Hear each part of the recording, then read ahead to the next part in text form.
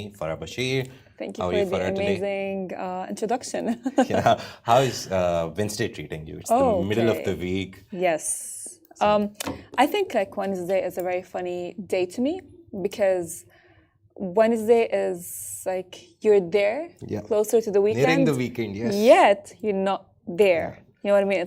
It's like it's awkward. We have mixed feelings about Wednesday. That's the For crux of the sure. story. But let's move on to the main news for today that we're going to discuss on the Smashi Business Show. Obviously, we can't start the show without mentioning the Sphere, which is now Yes. landing in Abu Dhabi. Abu Dhabi has been chosen as the second venue, second location, second place for the world famous Las Vegas Square, which is in Las Vegas, obviously. The name tells you that.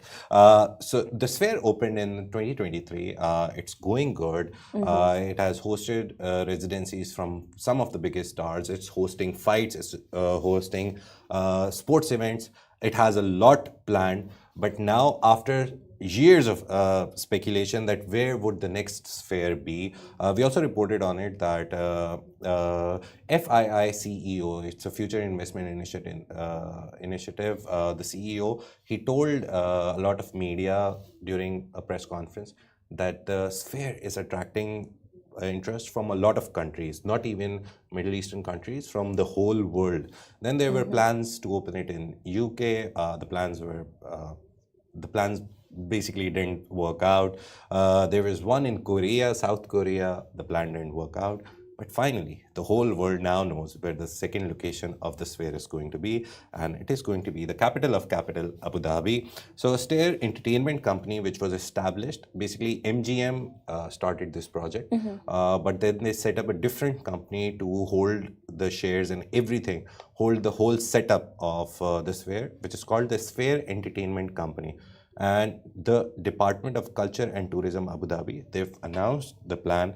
They signed a partnership, and following the success of the first Sphere in Las Vegas, I guess this is going to be the next big thing, I guess, after Burj Khalifa in the UAE. Yes, for sure. You know, because the sphere that we have, you're talking about, it will of course align with. I know everyone hates the number. I know we talked about this number over and over and over again, but because it aligns with Abu Dhabi's tourism strategy for 2030. Which will enhance its global reputation as a hub for culture and technology. You spoke yesterday about how GITEX is all about technology and AI, and this is very prominent. So as well, it will attract, it will hold 20,000 attendees, which is going to be very significant for like events, concerts, and even shows. And of course, the partnership will leverage the proprietary technology and content expertise, promising to revolutionize entertainment in the region. And we all the time speak about how much entertainment is and technology is very prominent in the UAE, since it is actually looking forward to, as it's getting to its 2030 vision. You know, like next year we're like 5 years away from 2030. Yeah, tourism is one of the biggest industries that the whole Middle East is focusing on. And tourism is not only just come to the place, eat, live in a hotel and go away. Tourism includes entertainment avenues as much as you can. So Dubai and Abu Dhabi already have a lot of stuff. There's the Dubai Safari Park, there's Burj Khalifa, there's the fountains, there's a lot of stuff. Abu Dhabi has the Louvre, the Grand Mosque. So there's already a lot of entertainment avenues, but UAE is not resting on its laurels. They want to bring more and more. Again, the idea is to move away from oil. So entertainment and tourism is one of the biggest industries they're planning to move away from oil. And this move, I remember our CEO, Richard Fitzgerald, and the founder of Augustus Media, he was telling me that he actually experienced this fair in Las Vegas. So on his account, he said that it's magical. It's basically when you go inside, even standing outside, just looking at it, the magnanimous structure and the whole idea is crazy, to be honest. And 100%. that happening in now, apart from like 190 plus countries where it could have gone, and thousands of cities which could have hosted, Abu Dhabi is now going to finally host it, and it'll be a landmark, to be honest, in the region, not even in the world, in the region as well. It's going to be a landmark. For sure, and as well because like you and I have mentioned the number 2030 a lot. Yeah. Now, of course, the UAE as a whole has a lot of plans, a huge, I would say, plan for 2030. We don't know what is it yet, but of course, it's not going to be just like, like it's like a plan that they are incorporating. It's not only economy. It's not just on paper. Literally, it's like a lot of things.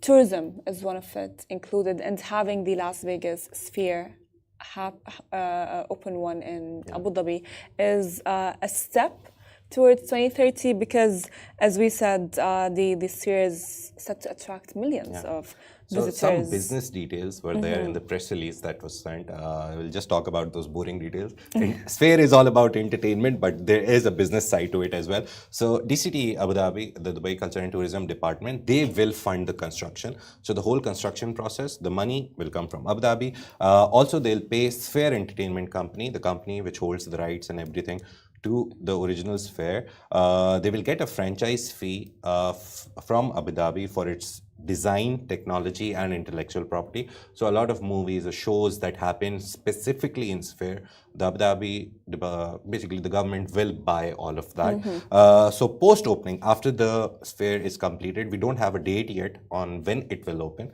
But obviously it takes 2-3 years at least to build it. The Sphere, I remember Vegas one, it took nearly $4 billion, around the $4 billion mark to just build it. And from the start, it was supposed to be a $2 billion venture. Yeah. But again, to support the whole Sphere structure, the placement of screens, the sound system, everything is so expensive and so rare and so difficult to place. So it went up to nearly 4 billion. So post-opening, Sphere will provide licensed content to Abu Dhabi Sphere. Operational services will be provided by the Sphere. The advisory support will be provided by the Sphere, ensuring that the venue operates at the forefront of immersive entertainment. So Sphere is not just selling the idea to Abu Dhabi. They will be here. They will have boots on ground to handle the operations, daily operations and everything, because they want to build it like the original Sphere in Las Vegas. And they don't want to, I guess, compromise on the quality of everything, the operational quality, the stuff that goes on, and the operational, obviously, stuff. So in addition, Abu Dhabi's landscape is expected to attract millions of visitors annually. Last year, if I remember correctly, Abu Dhabi hosted 24 million people last year. That's a big number, and it was nearly 100 or 70 to 100% growth for Abu Dhabi, because again, we shouldn't say this, but everyone comes to UAE and comes to Dubai, but Abu Dhabi is now reaching up. They're matching Dubai in that race. Look, they are, you know what I mean? Like, we knew earlier that Abu Dhabi was the capital of the UAE because of the oil. Yeah. However, of course, Dubai has exceeded everyone's expectations in regards of like development, technology, AI, and economy, tourism, and the list goes on and on.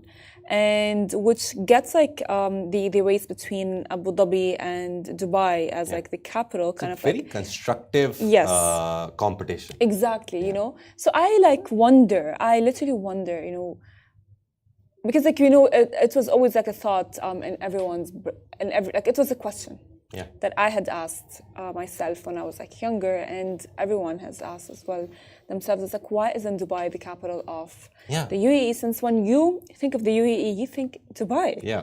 You know? It's a very famous joke in Pakistan. Whenever you're telling someone that you're going to the UAE, everyone who is a Pakistani and listening will agree that whenever you're coming from Pakistan to the UAE, you tell them, oh, I'm going to the UAE, and they'll say, oh, you're going to Dubai. So I'm like, no, there's 6 other Emirates also. It's Quaim, Fujairah, there's Ras Al Khaimah. Ras Al Khaimah is developing so much. There's Sharjah, the city of mosques. I love the mosques in Sharjah. Abu Dhabi is the capital. So it's a very famous joke in my region. Exactly. However, like what people do now not... Abu Dhabi is coming up.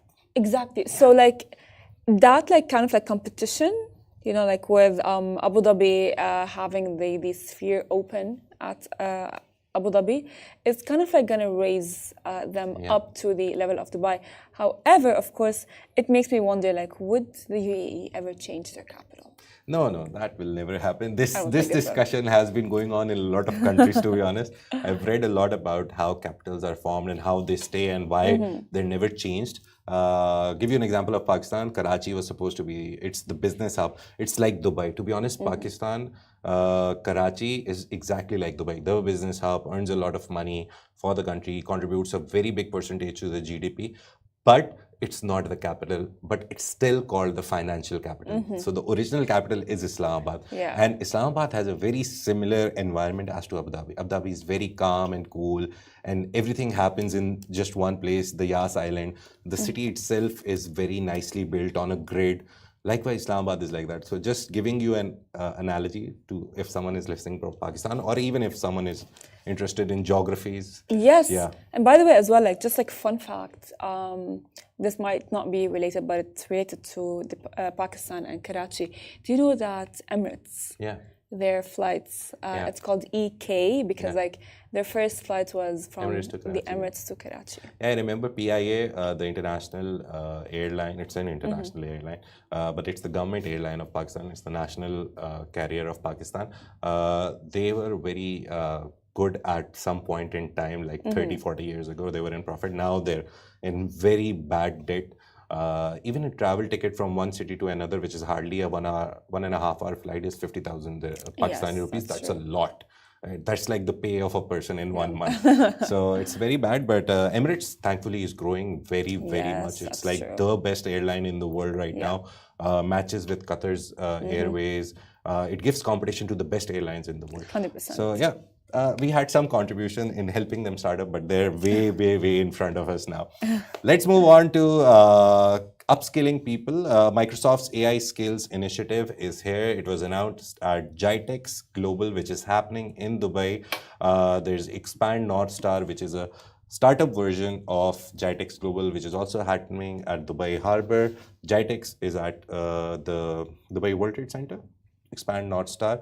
1,800 startups, 70,000 people expected, and all that is happening in Dubai Harbor. We have a team member there. If you want any updates about the last day of Expand North Star, you can go to our Instagram, go to the story, see what's happening there on the last day. Yesterday we went to GITEX, so you can watch our stories today as well on Instagram, and you'll see what was happening at GITEX yesterday. Coming back to the story, Microsoft UAE, the whole Microsoft, and then the UAE version, they've announced that they'll train 100,000 UAE government employees. The idea is that they'll upskill them on AI, and it was unveiled at GITEX, as I said. The initiative will deliver personalized, role-specific training to help employees integrate AI effectively into their roles. So 100,000 employees picked and chosen, and then how to use AI to manage your tasks effectively, eventually making the government better. This is, I would say, a very, very crucial initiative because, of course, we know that the UAE has a goal to, it's moving forward, right? We said yesterday that after COVID, everything shifted towards technology. Yeah. And COVID showed us the power of technology. I think, basically. Yes, and it really shifted. It's like two different timelines, right? And with that happening, of course, the UAE recognizes the power of AI. And so it's like, why don't we use AI to our own benefit? And they have like this ambitious goal to become a global AI leader. And as well, of course, they are not going to keep their I would say their workforce aside. You know what? They know that their workforce, they are very critical in the economy and boosting the UAE as a whole. So they're like, fine, let's focus on AI fluency and digital transformation. And therefore, they are actually training 100,000 government employees because this is very important. This initiative, of course, we know that supports the national strategy for artificial intelligence for their 2031. Now, 2030, maybe the shift is going to happen, and then people are going to get more used to it. In 2031, they're going to start implementing it, and hopefully by then it will be positioning the country at the forefront for innovation. There's no doubt. For sure, there's no doubt in that, because all of this is all going to be contributing to their vision, and whether it's economy growth, whether it is financial, whether it is tourism, and the list goes on and on. Yeah. So there's some details of the partnership that is happening. The program will run for 12 months and it includes partnership with local government bodies. So think of RTA, think of there's a lot GDRFA. Think of every government institution that you come across every day. ICP. The people from there will be picked, and 100,000 people will be upskilled in AI to make things better.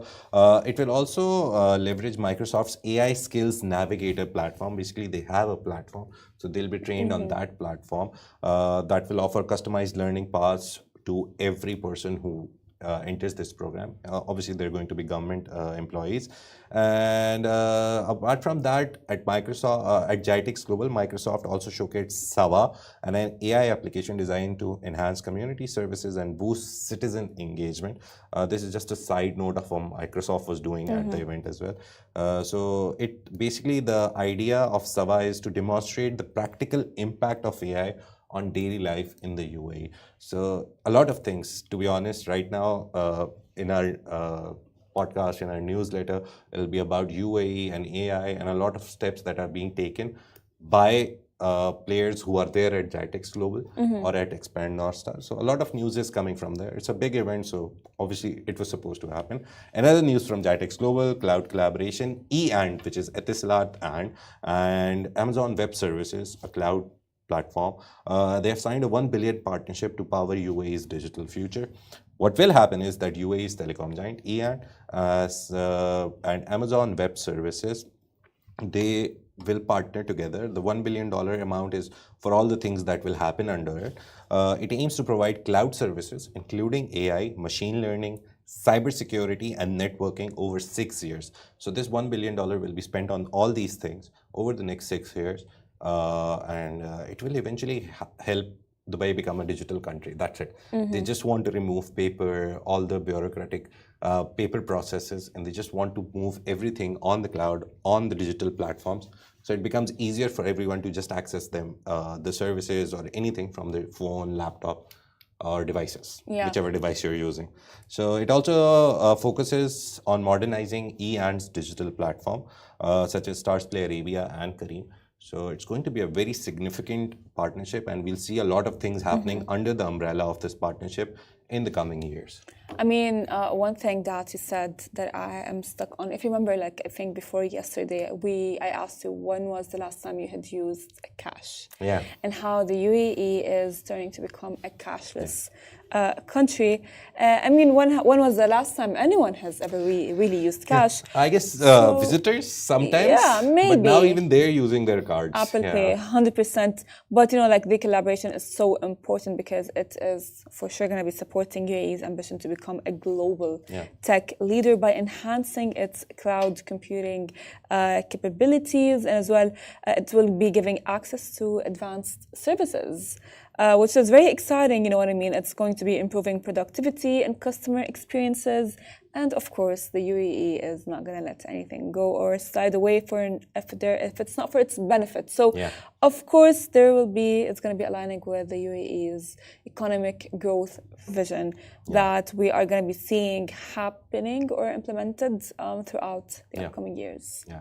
And AWS, there's an interesting number that I saw in the news that the cloud computing market, Amazon Web Services, cloud computing, and the cloud computing market is projected to grow to a $178 billion market in MENA region only. That's a very big by number. 2030. So Amazon's cloud services, together with E&'s expertise in all things telecom and other services. E&' is not just a SIM card on your phone. It's a very big setup. We'll talk about it someday, how E&' is doing all the other things apart from just giving you your phone pill, I guess.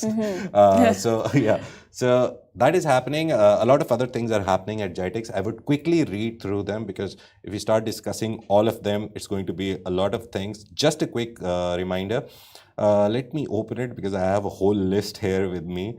So in automotive industry, Dubai Roads and Transport Authority plans to launch a new autonomous electric pod system. We've covered it on Love in Dubai and Smashi as well, but now they've given it a name. It's called Flock Duo Rail, and the driverless pods will operate on rail tracks or dedicated road routes, and one pod will carry up to 16 passengers. So this was announced at GITEX. Apart from that, Abu Dhabi Police launched a new autonomous patrol vehicle. So now you won't see any policemen in the cars. The cars will just be driverless, and they'll be on the roads of Abu Dhabi checking you for doing not doing the stuff that you're not supposed to do. So yeah, autonomous patrol vehicles from Abu Dhabi Police. The Dubai Civil Aviation Authority launched phase 1 of its aerospace platform, Dubai Sky Map. The map combines DCAA, that's Dubai Civil Aviation Authority. So aviation related services in one platform. There's and story again says it will introduce UAE's first AI-powered human digital advisors. So that is happening. Apart from that, Microsoft, we already talked about it. Masdar, and there's a AI analytics company, Presight. They have entered a partnership, and they're going to introduce an AI-powered asset management tool for renewable energy projects. In digital ID, UAE is planning to introduce Palm IDs. So yeah, everywhere you go, there will be a Palm ID service or a gadget there. So you can just scan your palm. And it is also going to be implemented at the metro stations. So that's a nice thing. You don't need cards again. So again, removing paper from the system as much as papers, removing things. You know, everything is becoming digital. Everything is becoming easier. Even at the airports, if you travel, you don't need any paper, no visa. Just scan all the stuff on your phone and just which is amazing, which is why everyone goes like, oh my God, you know, like traveling from Dubai or to Dubai is the easiest, is the best because of that, because you know what, you don't have to have a lot of things. So the Palm IDs will be implemented soon. Basically the idea came from the Central Bank of UAE and the Federal Authority for Identity, Citizenship, Customs and Port Security, which in short is ICP. So they've partnered for the Palm technology. Residents of the UAE, not everyone, will provide Palm biometrics at the ICB platform, will give our Palm scans and allowing them to make payments, withdraw cash from ATMs by scanning their hands. So yeah, just give me my money. Give me my money. So yeah, apart from that, legal tech and Govt tech, DIFC has launched a new digital service that includes wills for digital assets. So you can write your will for whatever digital assets you have through this, self-service, notarization, etc., etc. Just Google it, you'll find all the details there, or we'll discuss it sooner or later. The Abu Dhabi government is rolling out AI tools. This was my favorite story. I kept it for the last. They're now including Government GPT. They've announced Gov GPT, G-O-V GPT. Oh. Yeah. So for government employees right now, what will happen is a decision-making platform will be established, and it will visualize the performance indicators and data analytics, and it will tell you how you're doing at your job. So yeah, yeah, it's a new GPT, Gov GPT. Under Chat GPT, you can obviously create your own GPTs. So Gov GPT, Abu Dhabi has announced that, and it's by the government, for the government employees for now. So yeah, they'll see how you're doing, and it will also be a training module as well. It will help you become better at AI.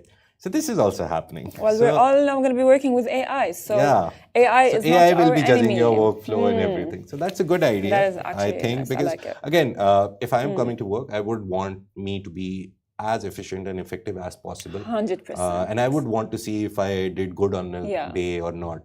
So if I did good, I would have analytics to prove Literally, it's like that today my efficiency was 89%. I mean, it's like so. You know, later on, like if your boss goes like, "Oh, you know what, you have what did you do?" Like, I have it here. I have the numbers to show that I did good. I have the numbers. I'm showing you. Good idea if you want.